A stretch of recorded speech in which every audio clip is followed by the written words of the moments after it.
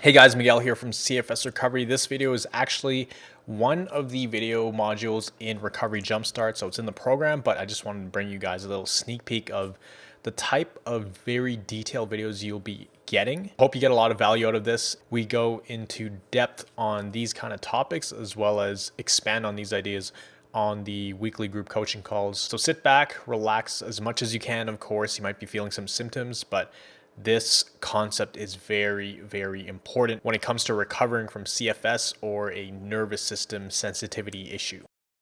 Hey Thrivers, how's it going? Miguel here from CFS Recovery. In today's video, I want to talk about shifting your perspective and your whole outlook on recovery from a micro scale to a macro scale. Now, micro and macro, what's the big difference? Micro is when you're looking at every single detail, looking at everything from day to day and week to week, versus looking at it from macro, which is month to month, and looking at the big picture of everything. And I know firsthand how hard it is to get caught up in all the small details and overthink everything that you do on a day-to-day and a week-to-week basis. Just to give you an idea, for me, I would do something and it would trigger a bunch of symptoms. Then I'd have to think back about every single thing I did for the last week or the last few days. I'm like, oh, maybe I took a few too many steps. Maybe I sat up for 10 seconds too long. Maybe I rolled out of bed way too fast this morning, and maybe that's what caused my crash. And even if we make a little bit of progress, a lot of times we don't give ourselves the break that we need, and we don't give ourselves the applause, and we're not proud of the little progress that we do make. We feel like, okay, we got to feel better next week or next month or within 2 months. And the problem with that is on the way to recovery, you are always going to have periods of adjustment, periods of symptoms. So I drew out this diagram here.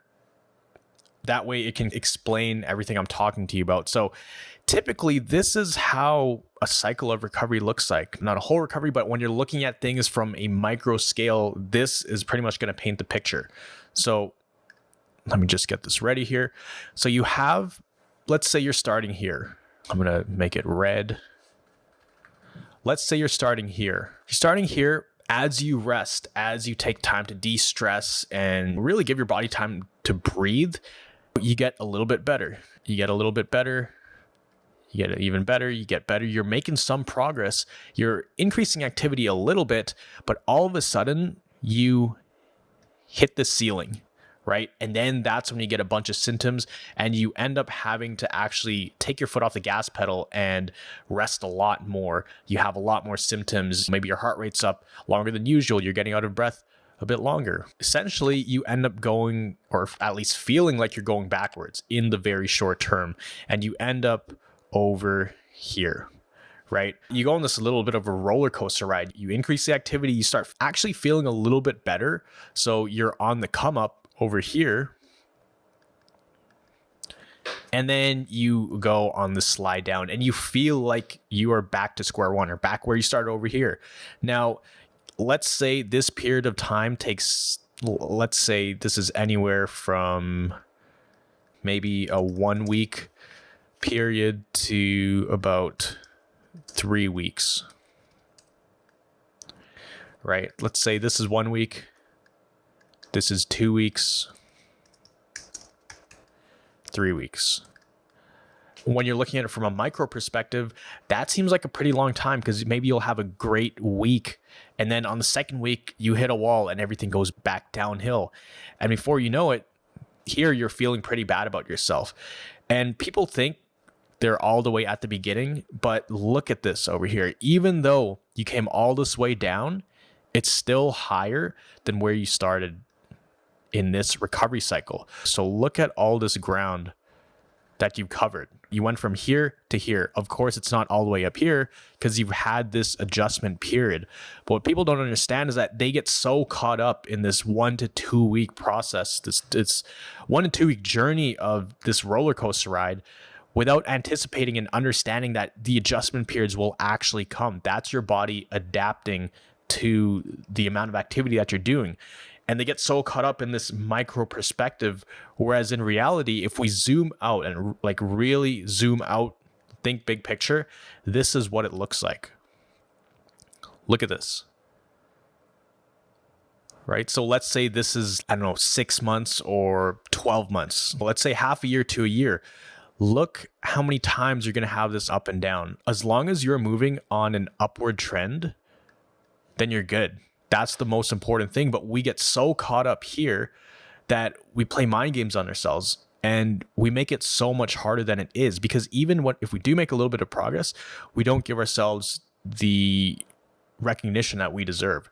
And then we get so caught up in these 1 to 2 to 3 week stories that we tell ourselves on the roller coaster rides that we get discouraged. And the most important thing here, and I've said it so many times in all the other videos, is that your success in recovery is determined by how well you respond to symptoms. So if you are feeling a bunch of symptoms on the way down over here, right in this whole area, and you start getting down on yourself, you start feeling more anxious, you start thinking more negative, you're not going to end up just stopping over here. You're going to go way down here, because as we know, everything you're feeling right now is caused by stress on the body, and negative thoughts, negative emotions, and worrying and being anxious and living in fear is a lot of stress on the body, if not more stress than doing physical things. So if you fall into the trap when you're having an adjustment period and you start thinking super negative or thinking you're going back to square one, well, guess what? You are going back to square one, if not worse. So this is the most crucial part when we are having an adjustment period. This period where we have just increased a bunch of activity and we feel these symptoms, how we respond to that will determine if we make it to this next jump or if we end up down here. So in order to get up here, you really have to understand that adjustment periods and symptoms are a part of the process, and you can't fear them. You can't run away from them and try to avoid them, because they are going to come. It's like trying to gain 10 pounds of muscle, but you never ever want to feel sore.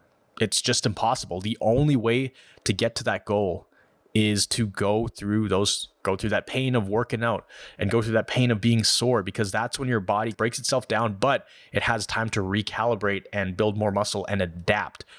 It's no different when it comes to this stuff, because we're essentially retraining our nervous system, but we need to retrain it to adapt. The thing is, it's a lot more active. Our recovery is more active. If you went to work out, broke down some muscles, you could just sit back at home, eat good food, and your body will repair itself. For our nervous system, our mind plays a big role in our thoughts and our perspectives of things. So we constantly need to train our mind when it comes to recovery. And it's almost backwards. It's like, when you're working out trying to gain muscle, you have to actively work out and break the body down and really push yourself. And then you can let your foot off the gas pedal and your body does the rest. Well, with recovery, just doing normal things that you don't even think about, like getting up, going to the washroom, cooking food, driving, doing groceries, whatever, that's going to cause you to have an adjustment period, or you to feel quote unquote sore. Let's just put it that way. If you're lifting weights, working out would cause you to feel sore. If you have CFS, doing regular things would cause your body to have symptoms. Now,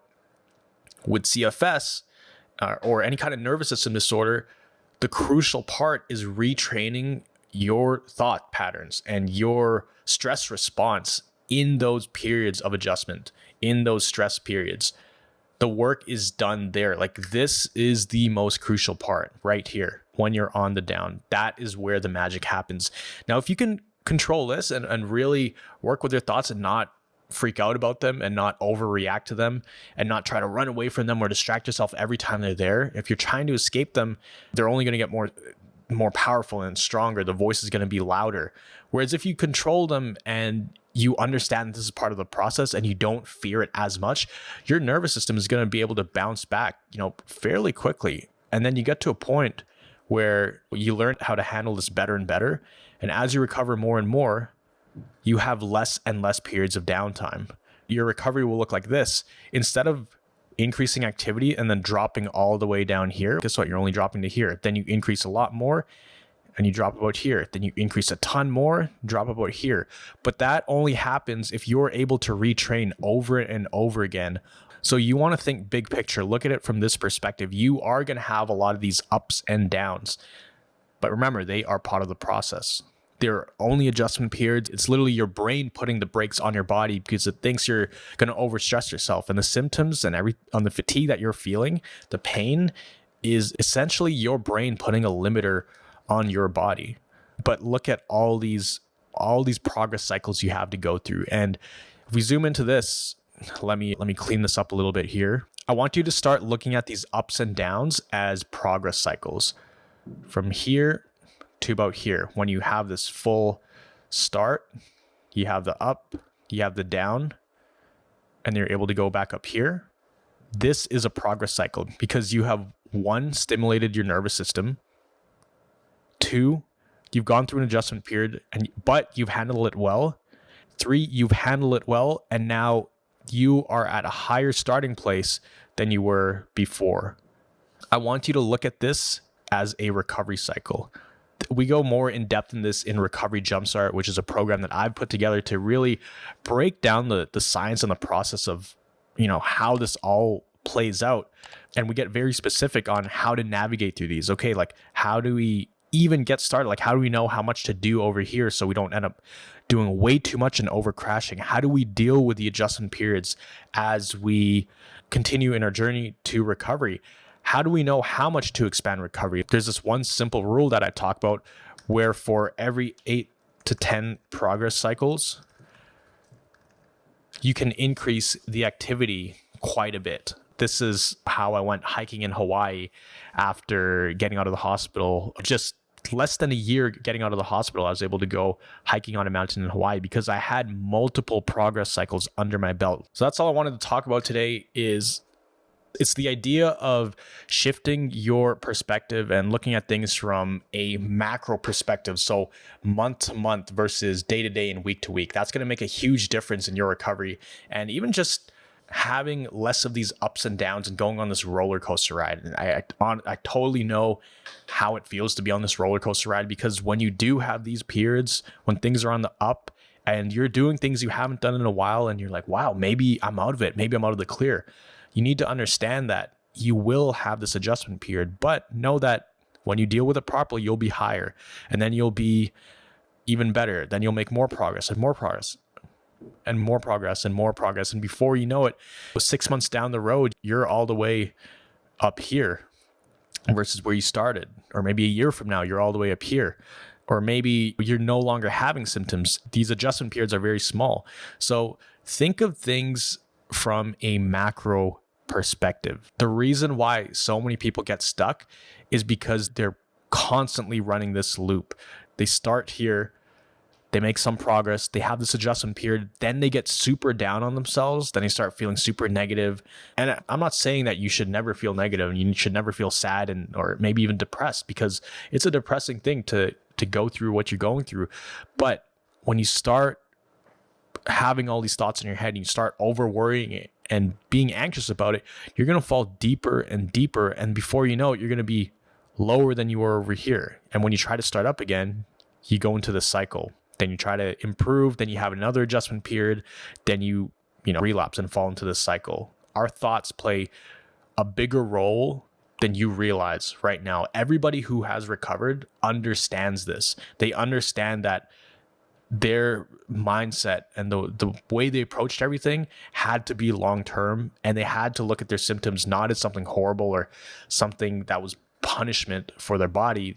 They made the decision to stop falling into this crucial trap over here, where they could either do one of the two things. One, they could start freaking out and sorry for themselves, or 2, they could handle the symptoms and everything else that comes with it properly, and then they'd be able to get a little bit better. And they understand how all of this works. And I want you guys to understand it. I hope this makes a lot of sense. Use this time to get closer with yourself and really learn more about yourself, because there will most likely never be a time where you're spending this much time with just yourself, with your own thoughts, with your own beliefs, and you get to know yourself on a different level that most people don't have the opportunity of getting to know themselves on.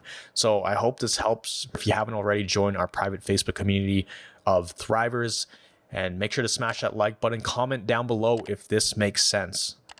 This is a very important concept that we cover in Recovery Jumpstart. And if you did want to learn more about things like this, where we go into detail breaking down how to increase activity, how to deal with adjustment periods, and knowing how far to push and getting comfortable with that, then make sure you click the link down below. Apply for Recovery Jumpstart. We have 10 spots available. We never accept more than that, just because we want each person in the program to be able to have their voice heard and be able to get advice and help on their specific situation. We want to keep it a small, more intimate, closed group. And that way the experience will be a lot more powerful than if we, brought in 20 or 30 or 40 people. So if that's someone like you, make sure you hit the link down below, apply. You're not guaranteed a spot. If you do apply, we want to make sure you're a right fit for the program, but apply if this is something that interests you. Remember, you are just one mind shift away from living a life without chronic pain and fatigue. I'll see you guys in the next video.